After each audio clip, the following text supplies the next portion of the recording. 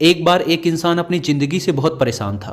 वह हर समय अपने आप को कोसता रहता था कि क्या जिंदगी मिली है मुझे, क्या जीवन है। हर परेशानी मेरे साथ ही है, हर दुख मुझे ही आकर घेरता है, हर झंझट मेरे ही सर पड़ती है। एक दिन इसी तरह अपने आप को बैठा हुआ कोस रहा था कि क्या नसीब है मेरा, क्या किस्मत है मेरी, क्या जिंदगी है मेरी, कि तभी अचानक एक बाज अपने शिकार को पंजों में दबाए हुए एक पेड़ पर आकर बैठ जाता है और वहीं पर अपने उस शिकार को खाने लग जाता है। यह परेशान आदमी जब उस बाज को देखता है तो कहने लगता है कि क्या जिंदगी है इसकी, क्या जीवन जी रहा है मजे का। ना इसे खाने की चिंता, ना पीने की, ना पहनने की और ना ही परिवार की।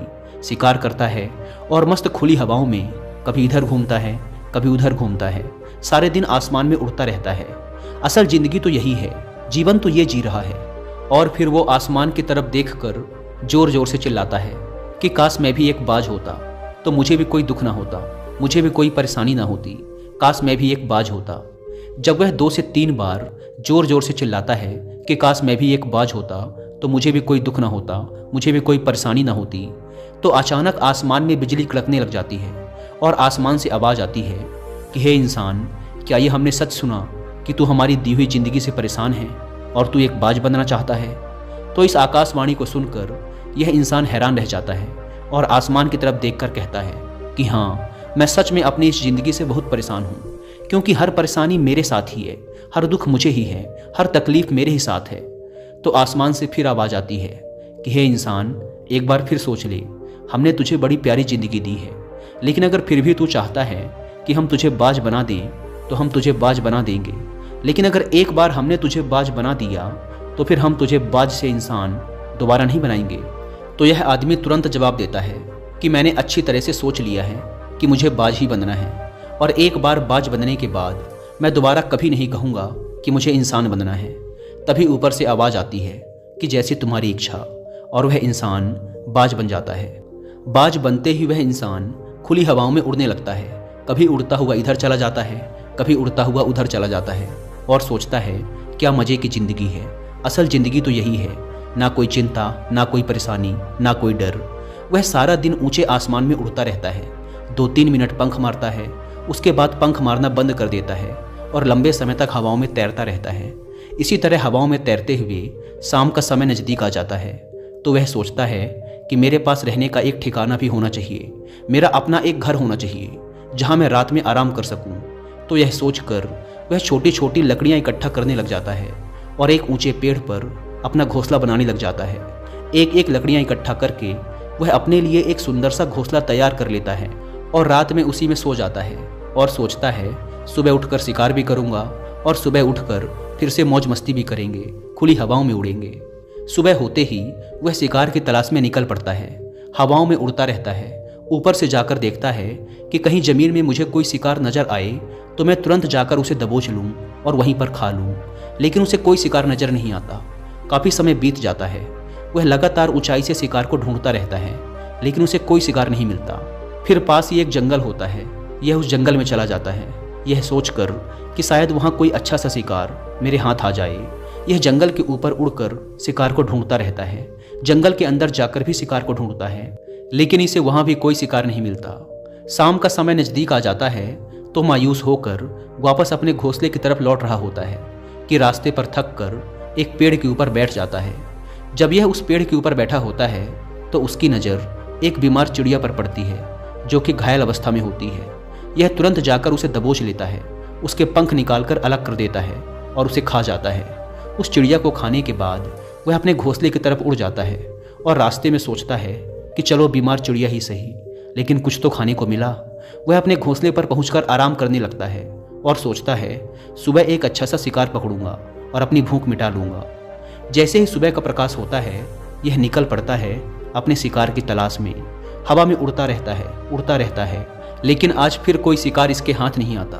काफ़ी समय बीत जाता है, यह ऊंचाइयों पर जाकर अपनी तेज नज़रों से शिकार को ढूंढने की पूरी कोशिश करता है, लेकिन इसे कोई भी शिकार नज़र नहीं आता। फिर यह पास के उस जंगल की तरफ चला जाता है, लेकिन इसे वहाँ भी कोई शिकार नहीं मिलता। इसी प्रकार पूरे दिन उड़ते उड़ते शाम का समय नज़दीक आ जाता है तो यह निराश होकर वापस लौटने लगता है और रास्ते में एक पेड़ पर आकर बैठ जाता है। सोचता है शायद आज फिर कोई बीमार चिड़िया मेरा इंतजार कर रही हो।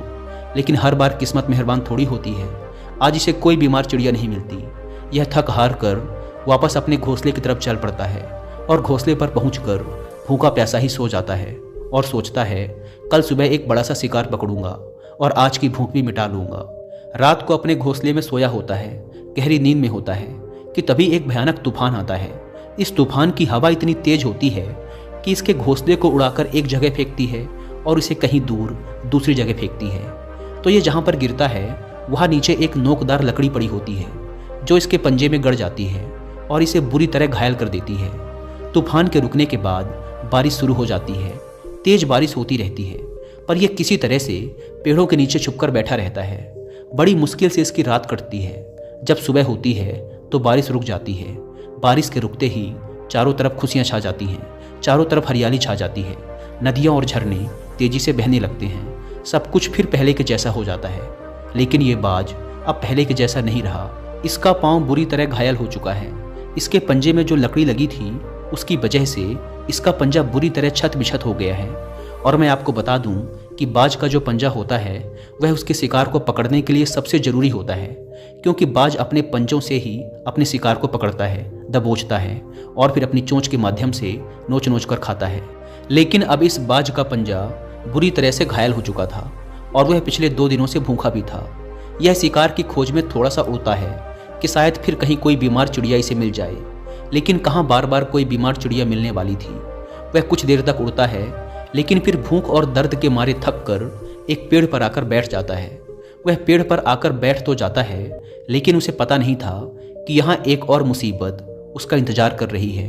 और वह मुसीबत यह थी कि 8-10 कौवों का एक झुंड मिलकर इसे परेशान करने लग जाते हैं। इसके ऊपर आकर इसके घाव में चोंच मारने लग जाते हैं।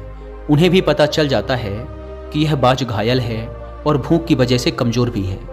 यह बाज उनसे बचने के लिए थोड़ा सा उड़ता है और फिर जाकर बैठ जाता है। उनसे पीछा छुड़ाने का प्रयास करता है लेकिन वो फिर इसके पीछे आ जाते हैं।